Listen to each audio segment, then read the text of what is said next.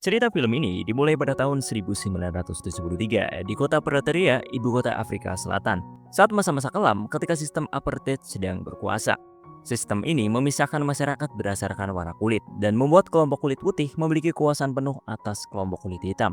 Dalam situasi yang penuh ketidakadilan ini, muncullah dua aktivis muda yang bernama Tim Jenkin dan Stephen Lake. Keduanya berasal dari komunitas kulit putih. Namun mereka justru menolak sistem rasis tersebut dan berjuang membela persamaan hak bagi semua ras. Misi mereka saat itu adalah menyuarakan perlawanan lewat selembaran yang berisi pesan-pesan anti-apartheid. Tapi cara mereka menyebarkan selembaran ini dilakukan secara sembunyi-sembunyi dan dianggap ilegal oleh pemerintah. Akibatnya, mereka pun tertangkap oleh pihak kepolisian.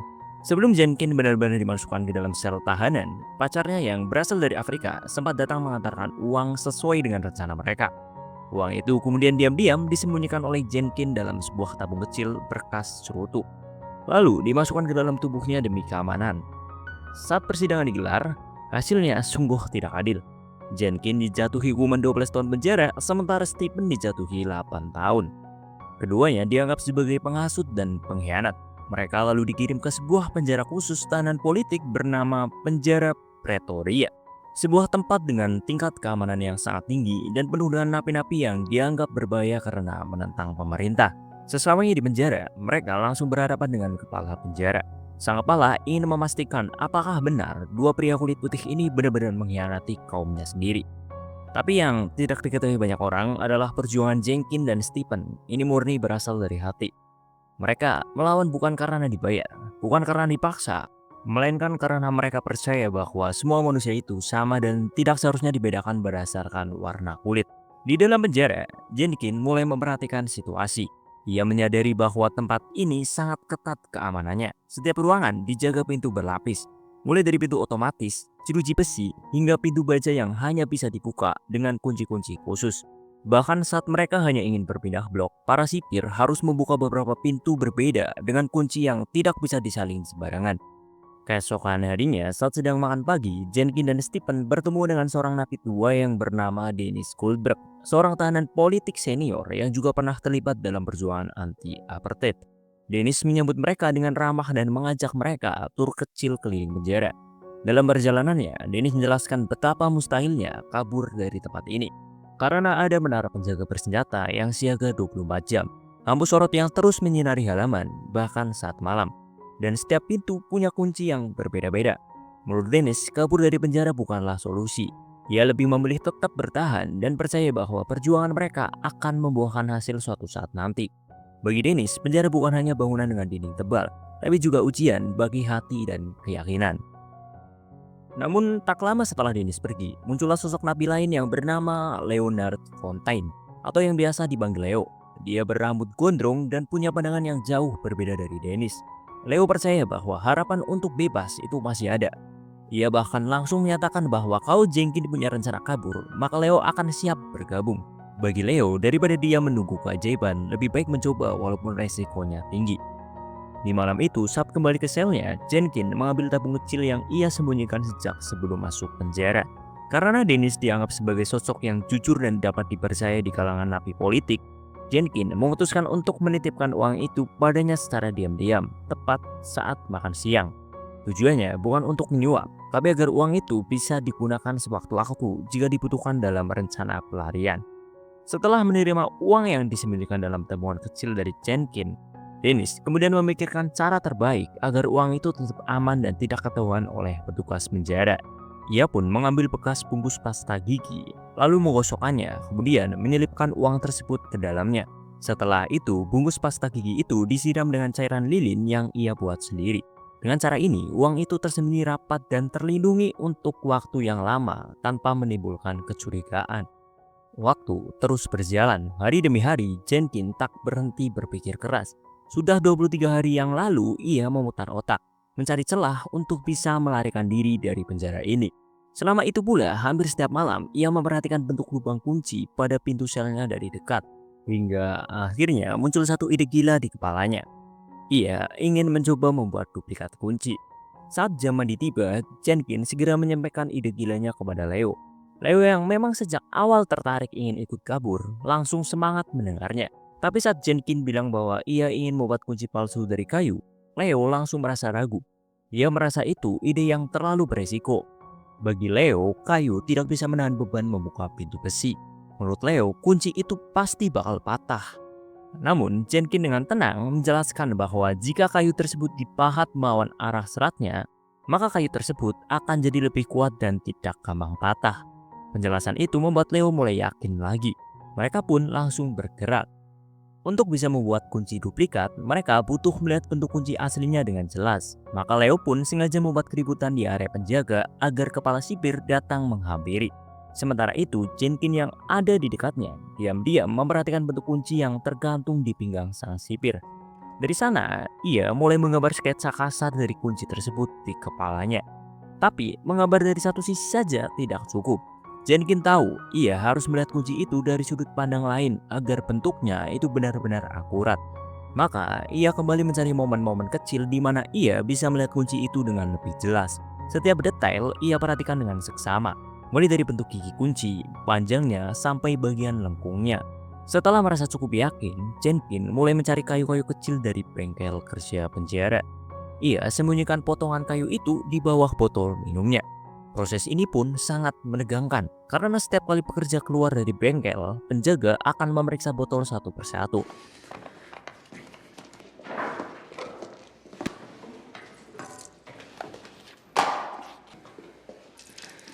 You know your look is very intense. Sorry, Mania. Tapi untungnya, Jenkin berhasil lolos dari pemeriksaan. Selain kayu, Jenkin juga berhasil menyelundupkan lem dan ampas ke dalam sel. Setiap malam, ia mulai mengukir kunci pertamanya sesuai dengan sketsa yang telah dia buat. Ia mengerjakannya secara hati-hati dan detail. Lalu, menyimpan kunci tersebut di dalam tutup lampu yang tergantung di langit-langit selnya. Setelah beberapa malam yang penuh ketegangan, akhirnya Jenkin berhasil menyelesaikan satu kunci. Ia pun mulai melakukan uji coba. Dan ya, kunci itu berhasil membuka pintu selnya. Tapi belum selesai sampai di sana. Di luar pintu masih ada satu lagi pintu baja yang harus dibuka. Dan tentu aja kuncinya berbeda. Artinya, Jenkin harus kembali membuat kunci baru dari awal. Dengan proses dan ketelitian yang sama. Butuh waktu hampir 30 hari untuk menyelesaikannya. Hingga akhirnya 100 hari berlalu. Sejak Jenkin masuk dalam penjara, hari itu adalah hari Jumat saat semua napi melakukan kerja bakti. Di momen inilah Jenkin mendapatkan kesempatan emas. Pintu baja yang biasanya terkunci dari luar sedang terbuka. Ini satu-satunya kesempatan yang ia tunggu-tunggu untuk mengunci kunci kayu buatannya. Dengan jantung berdebar kencang, Jenkin mencoba kunci keduanya. Dan ia berhasil. Pintu baja itu terbuka. Tapi kegembiraannya hanya berlangsung singkat. Saat kunci itu berputar, terdengar bunyi patahan kecil. Kunci kayu itu patah dan sebagian patahannya tertinggal di lubang kunci. Masalahnya, tepat di saat itu, suara langkah penjaga mulai terdengar mendekat. Jenkin yang panik tidak punya pilihan lain. Ia harus segera mengambil potongan kunci yang tersangkut sebelum sang penjaga tiba di tempat itu. Waktu terus berjalan, dan detik-detik itu menjadi salah satu momen paling menegangkan dalam hidupnya. Setelah kembali ke sel, jantung Jenkin nyaris copot saat kepala sipir menyadari kalau salah satu pintu lapis bajanya itu belum tertutup sempurna. Tapi untungnya, kepala sipir itu nggak curiga sama sekali. Dia cuma menutup pintunya kembali dan pergi begitu saja. Hari kunjungan pun tiba. Disinilah kita diperlihatkan sisi kehidupan Leonard atau Leo yang ternyata sangat menyedihkan. Ia hanya bisa memandang anak laki-lakinya yang masih kecil dari balik kaca. Sang anak sering diejek teman-temannya sebagai anak dari pengkhianat negara. Hal ini bikin Leo makin gak sabar untuk bisa keluar dari penjara.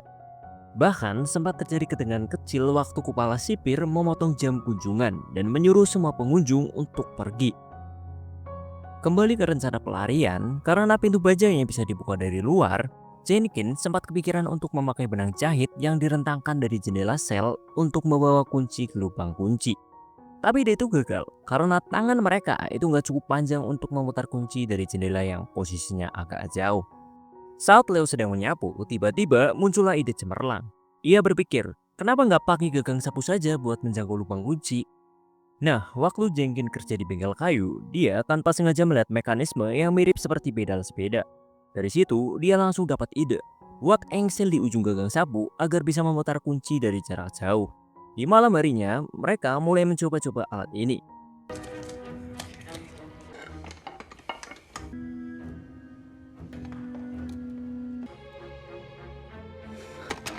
Waktu alatnya berhasil, Jenkins panik karena terdengar suara langkah penjaga dari luar. Saking paniknya, kunci yang terpasang di gagang sapu itu jatuh. Jenkins makin panik karena kuncinya tergeletak di lantai dan susah untuk dijangkau. Tapi tiba-tiba dia teringat sampah permen karet yang biasa dia simpan. Dengan cepat, ia menempelkannya di ujung kayu dan berhasil mengambil kunci kembali.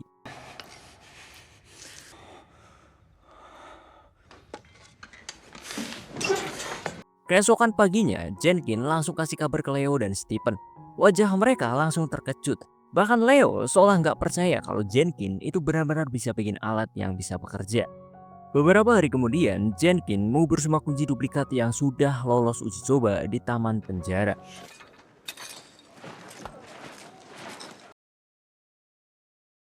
Kini yang ia butuhkan tinggal informasi tentang lingkungan sekitar penjara. Kebetulan penjara itu berdiri di pinggir jalan raya.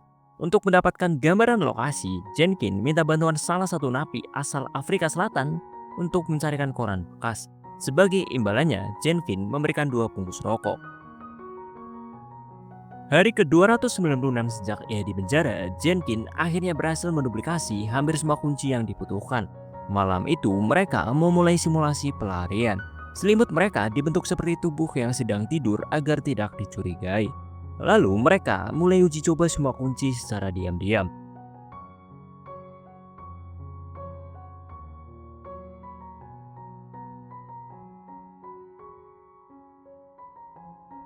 Tepat saat penjaga sedang santai membaca koran sambil mendengarkan musik, tiba-tiba penjaga keluar dari ruangannya untuk patroli malam.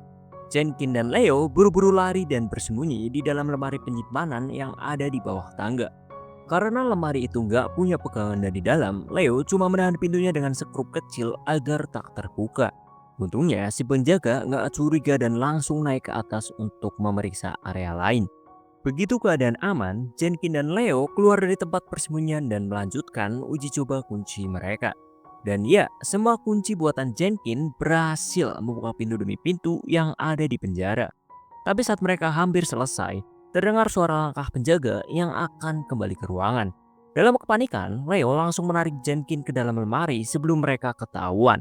Saat itu, salah satu penjaga sempat melihat tetesan keringat di lantai yang berasal dari Jenkins. Tapi untungnya, ia nggak terlalu curiga dan langsung berlalu begitu saja. Setelah kembali ke sel, Jenkins mencopot salah satu kunci yang patah dan dianggap gagal. Kunci itu dimasukkannya ke dalam cangkir dengan rencana akan dibuang keesokan harinya.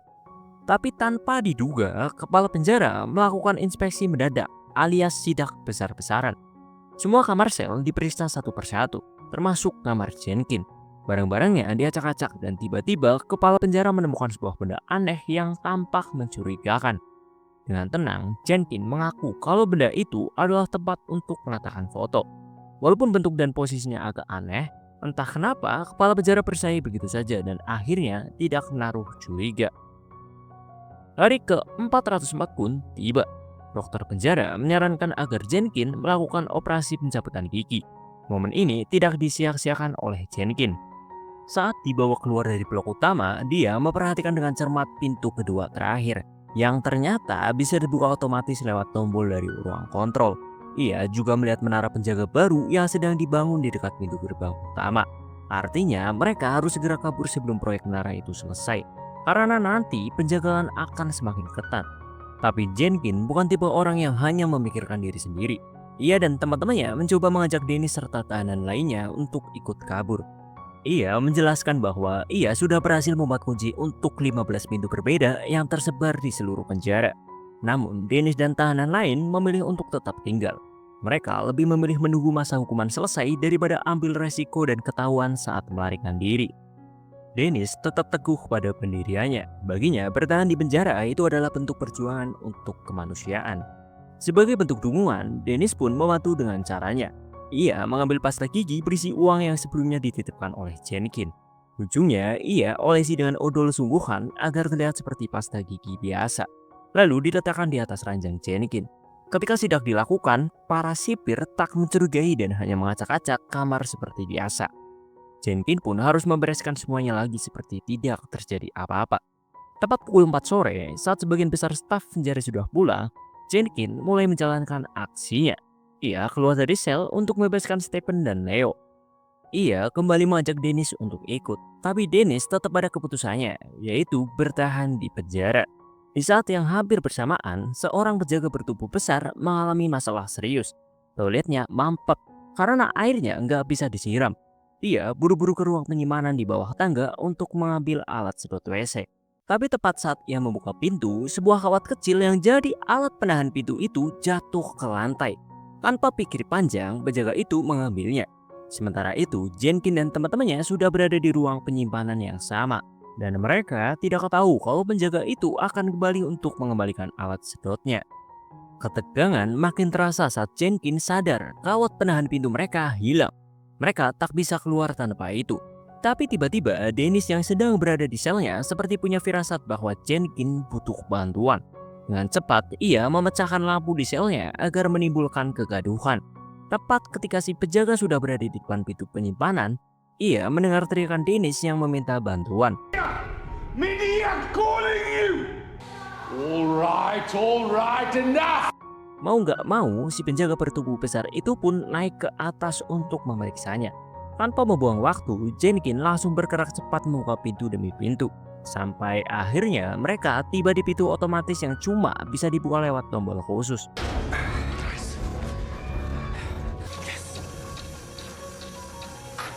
Setelah memastikan situasi aman dan penjaga tadi nggak ada di sekitar, mereka pun lanjut jalan. Namun mereka sampai di satu pintu yang cukup menyulitkan. Nggak ada satupun dari kunci duplikat yang bisa membukanya. Di saat genting itu, Leo mengambil inisiatif dan menekan kuncinya lebih dalam.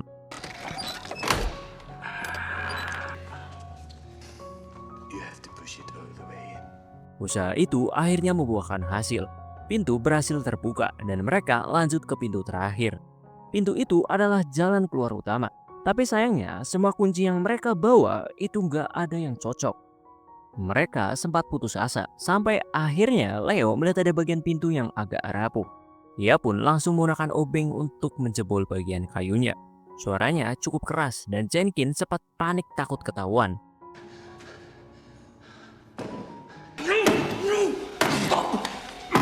Walaupun awalnya diragukan, usaha Leo terbukti berhasil.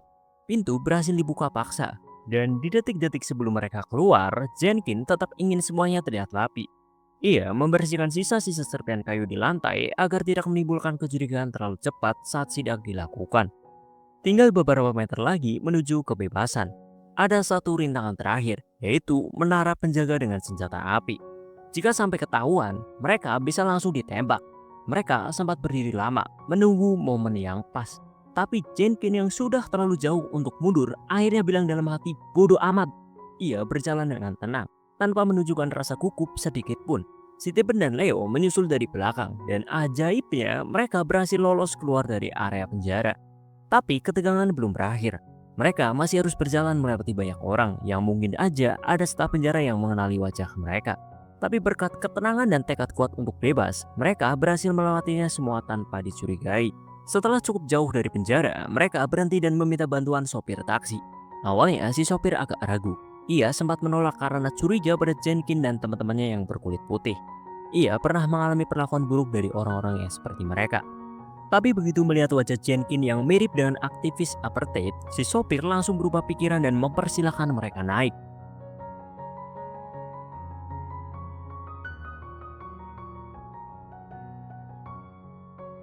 Keesokan paginya, kepala sipir memulai rutinitas seperti biasa, yaitu membuka satu persatu sel tahanan. Tapi ada yang aneh, Jenkins dan dua kawannya itu nggak juga keluar. Saat diperiksa langsung ke dalam, barulah ia sadar mereka bertiga itu berhasil kabur.